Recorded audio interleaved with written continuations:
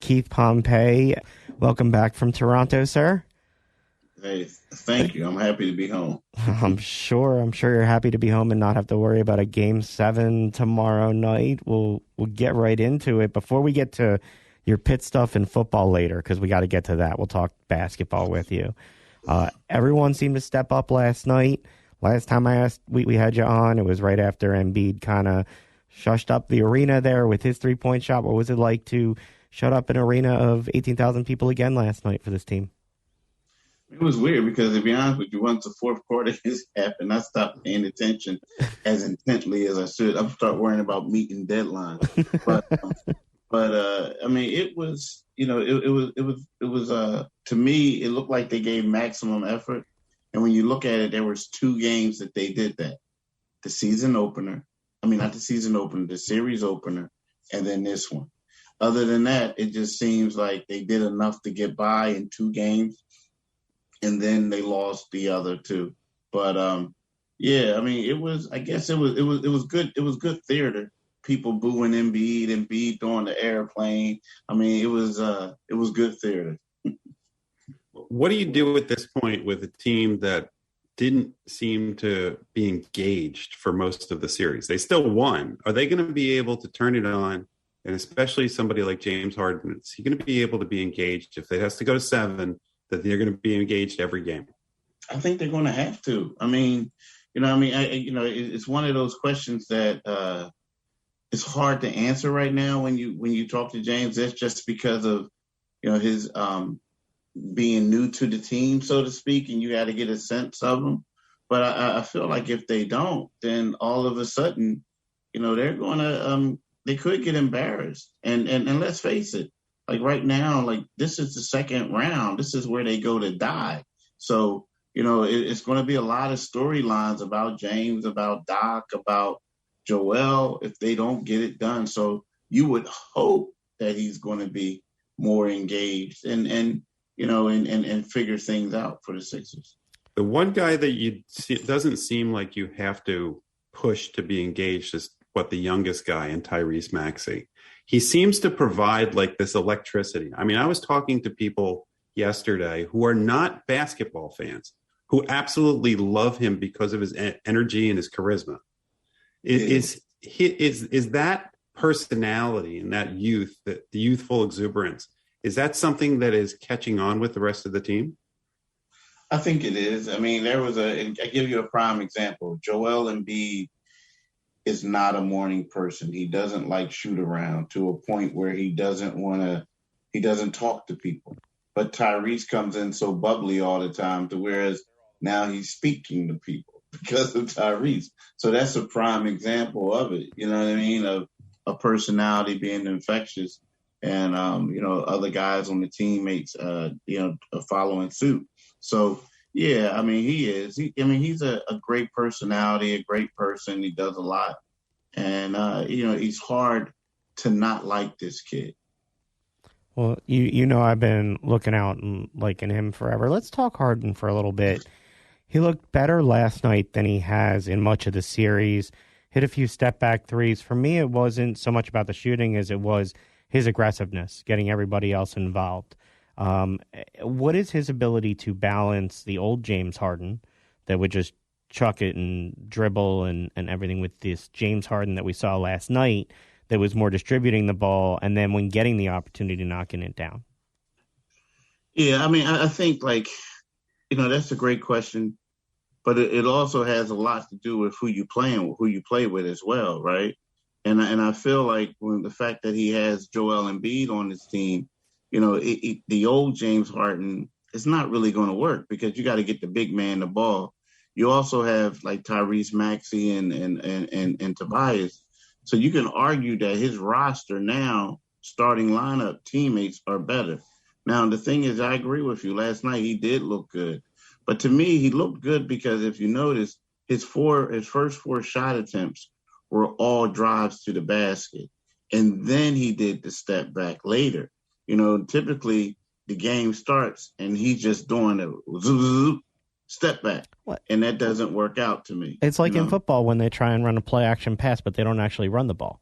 if they're not gonna buy the fake, then you're not gonna get the separation to make the shot. So I like when he starts off the game being more aggressive. I could deal without him throwing up his hands every time he doesn't get a call. But, I imagine we'd like that better in last year's NBA because he would have probably gotten a lot more calls and other coaches would have complained about that even more. But what do you think about the role that Tobias Harris found with him in this series? Because it seems like for the first time since Harden's gotten here, Tobias Harris found a comfort level both on offense and defense. Oh, I like it a lot, and I think it really fits Tobias to a T. And what I mean by that is, you look at Tobias, and there's no longer the pressure saying, okay, Tobias, we need you to score 20-plus points a game. We need you to do this. When you look at it, you look at his stats. I mean, he's playing better defense, but he's grabbing rebounds. He's doing all types of stuff. And when he gets out in space, they try to give him the ball, and he's left alone for these corner threes, and he's burying it. So, we always said when we look at Tobias, the question was, is he a number one option? Is he a number two option? Right? We always ask that. Now you look at it and you see him as a number 3 and a number 4 option, and he's excelling at that big time. And so I think that, if anyone is having a great series, in regards to being consistent, he's been the most consistent of any of them. So, to me, he was the MVP of the first round. Is he going to have to up his game even more with the next round? I mean, you have the Heat coming, and the Heat have 2 really good guards. So you're going to have a problem. Harden's not going to have his way. Maxi's not going to have his way. They're going to double up on Joel. Does that mean that Tobias has to up his game even further for them to get – because my second question to that is, once those guys go off the court, my bigger concern is the Heat have a much better bench than the Sixers do. You're allowed to have a bench in basketball? Yeah. They do. But here's the thing. Like, my thing is, I think, right about now, and that is a great question too. What's up, this Great Question Friday? But here's your check will be in the mail. Here's the thing. You don't want, I think sometimes you don't want Tobias doing too much. Like, I feel like if he gets hot, you got to ride him. But for the most part, I feel like, he's the beneficiary of other guys drawing a lot of attention towards him. So now if you're saying, does he need to do more, meaning like if he gets these open looks, yeah, like knock down shots, do all that other stuff. But as far as like, I feel like you're saying, okay, we're gonna run through him, we're gonna do all this, we're gonna do that.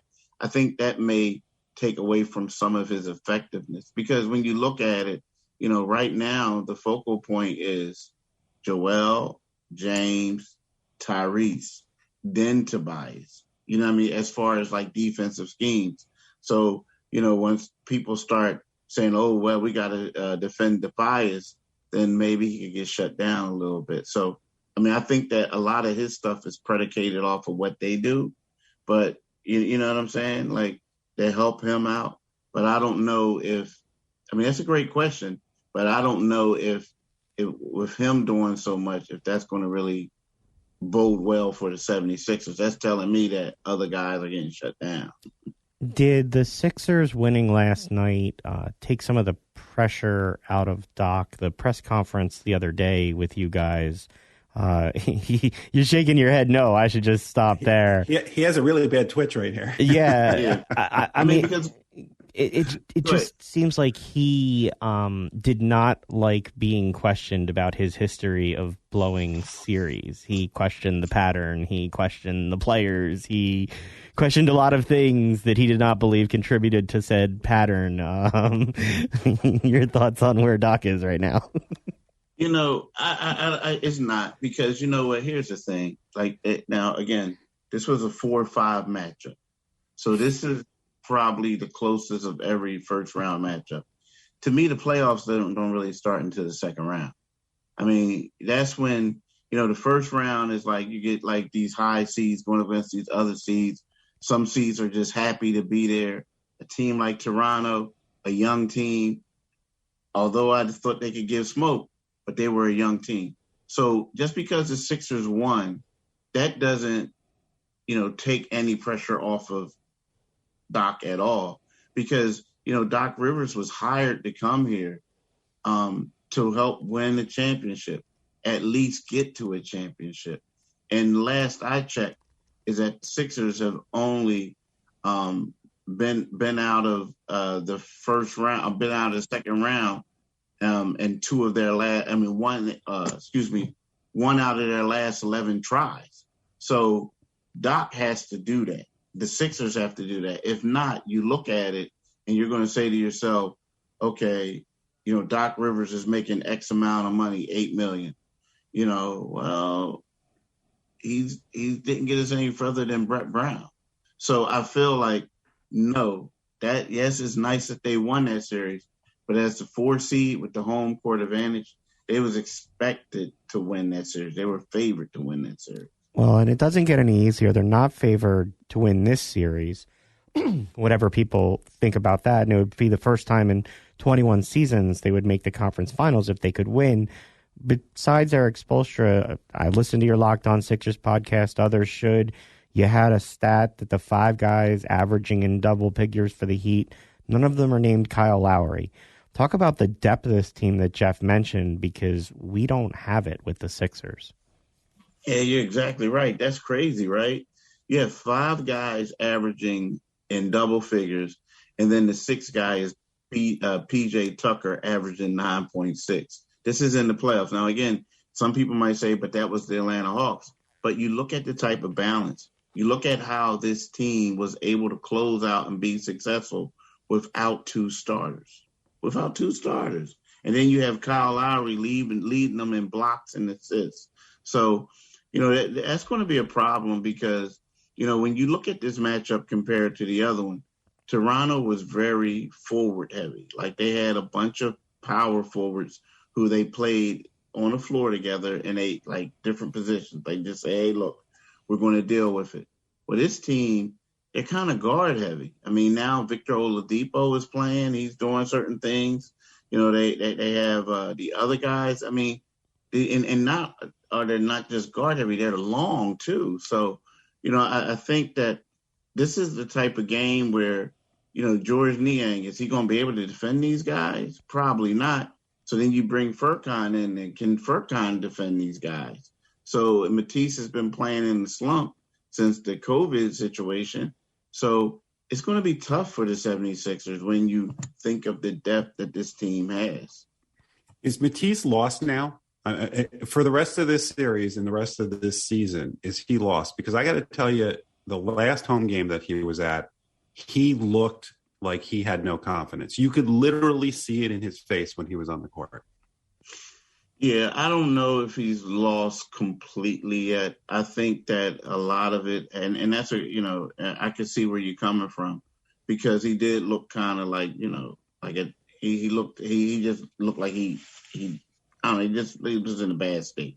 And the fans kind of turned on him. I mean, he was always kind of a fan favorite, and he is a nice guy, but he just, like, people in my section, there were people just screaming, get him out of the game.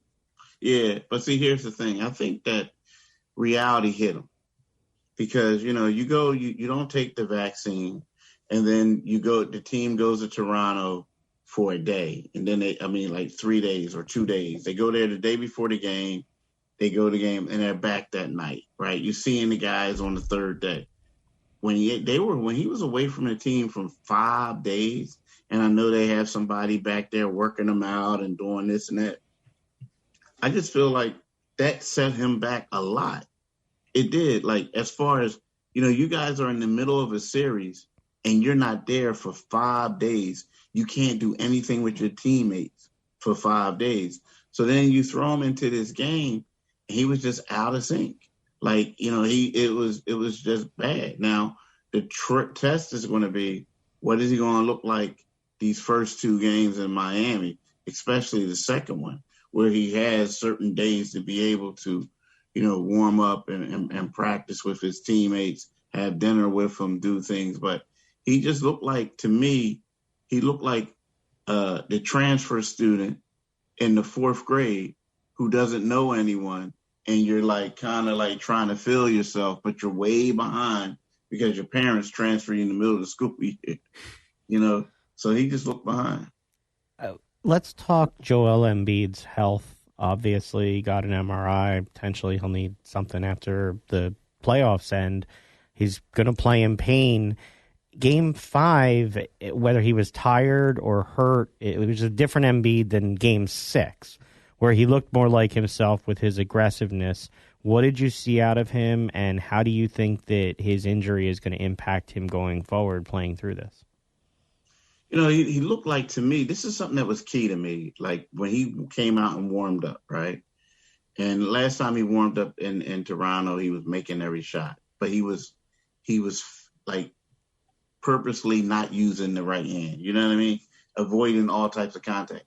He took a basketball and he kept palming it, boom, boom, boom, boom. He did that like maybe 10 times, right? And I'm like, okay.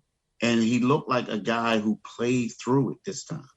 You know what I mean? And it didn't bother him. If he can keep that up, I think that he'll be fine. But it's just a matter of him continue to keep it up. It also lets you know that he wasn't really focusing on it either in that game. Now, the thing is, this is a tricky thing because, yeah, you can go into a game with that mindset, but then if people start purposely swiping at it, you know, to get you out, how are you going to deal with that afterwards? You know what I mean? Because I got a sense that could happen this series with that team. With Pat Riley at the helm of that organization, Yeah. It's very likely that he's walked into the locker room telling them to hack away at his hand. Yeah. Do you believe that 2 games ago, the Game 5, that Embiid's problem was more about the injury or more about that he's just gassed during certain games because he has no help? B-Ball Paul is not coming in there for a 5, 6, 7 minute stretch. He's in there for 2 minutes and Embiid's back in the game.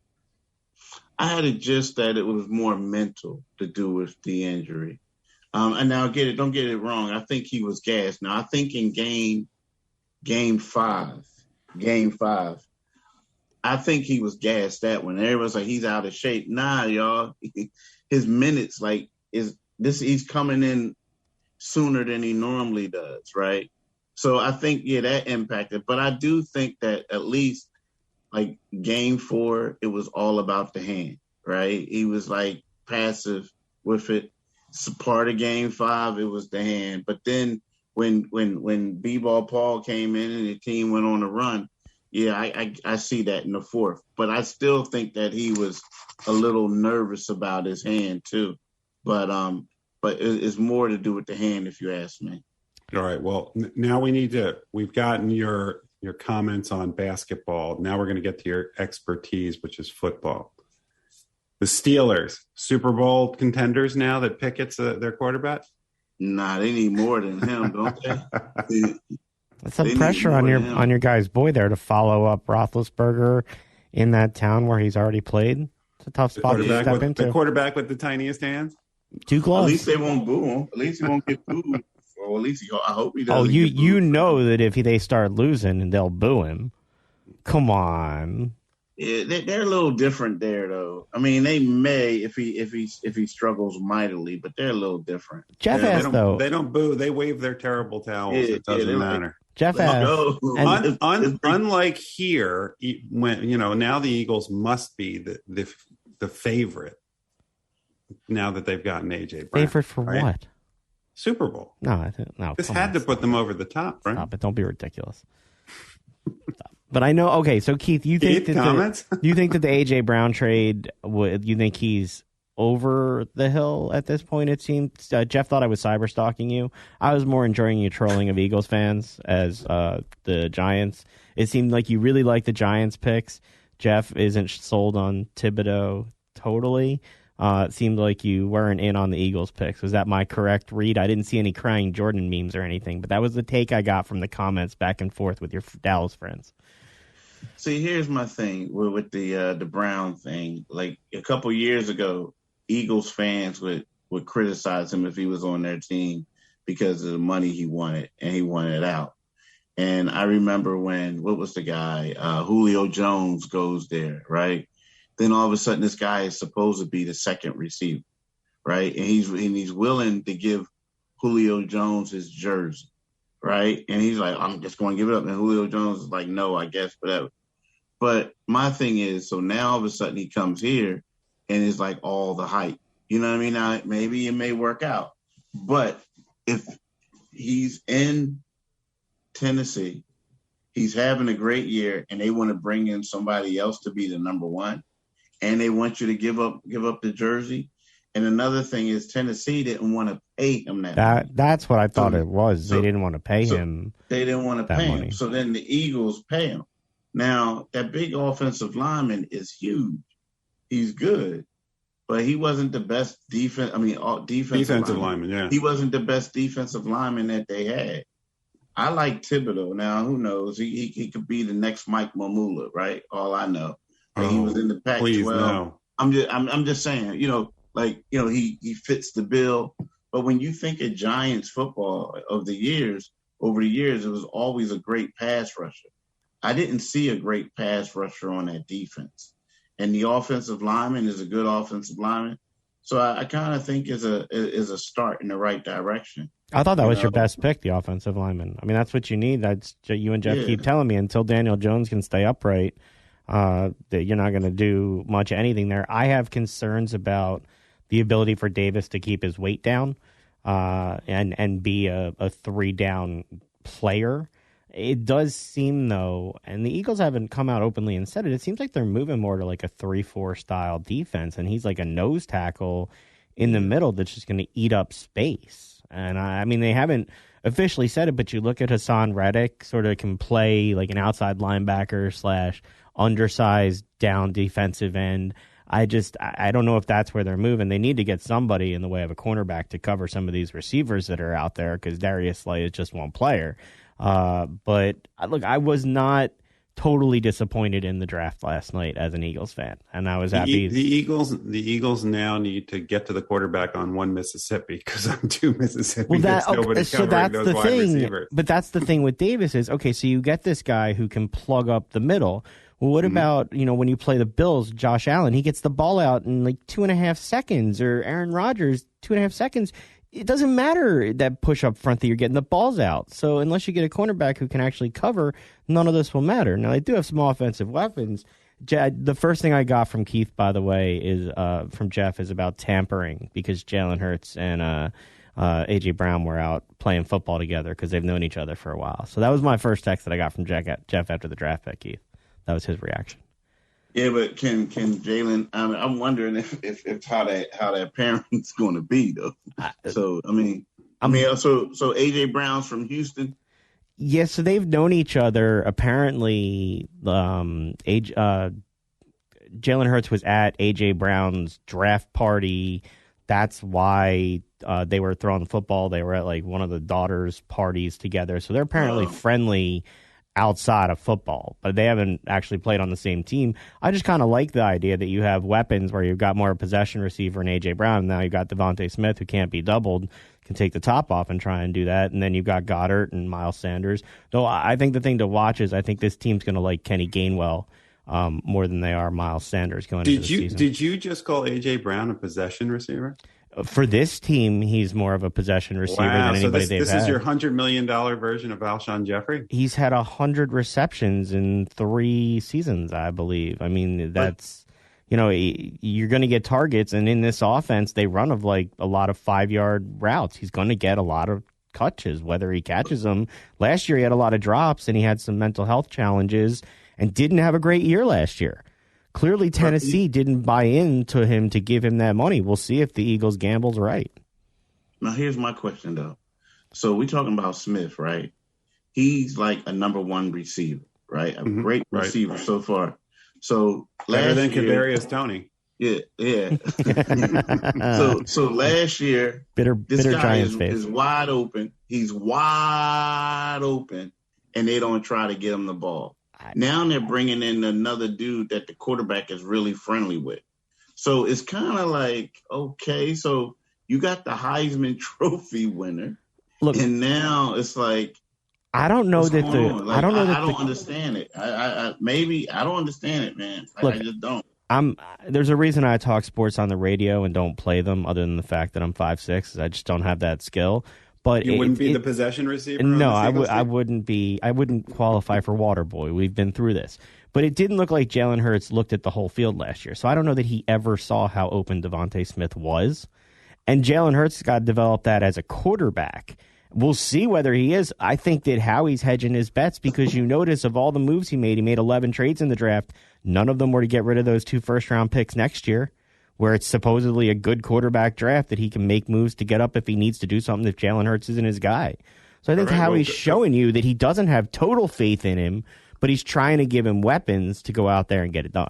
All right, so go buy your Bryce Young Eagles jersey now. We got to get to a commercial shortly. So, Keith, before you go, since last time I let you off the hook with a prediction, and you gave one anyway, now I'm going to ask you for a prediction. This is a tough one, baby, because I don't know who's playing for Miami. I mean, with Jimmy Butler. Come on, Jason hedges his bets. But that's a good question. Who is Miami, playing? I say Miami and 7. Do you think that we're going to see Butler and Kyle Lowry play, or do we think they're going to miss games in this series? I think Kyle Lowry, there's a hamstring. I don't know how long he's been out, but I wouldn't expect him to be back by game 1. I mean, if they say Jimmy's a rest thing, then maybe Jimmy, but I don't know, how long Kyle's going to be around. Because, I mean, I never had a messed up hammy, but I would think that you sure as heck don't want to rush that back. Look at Danny Green; they rushed his back, and he went back on the mend this year. Well, look, Keith, we look forward to following your coverage. Safe travels to Miami. Go get some fun in the sun. Do a little work there too.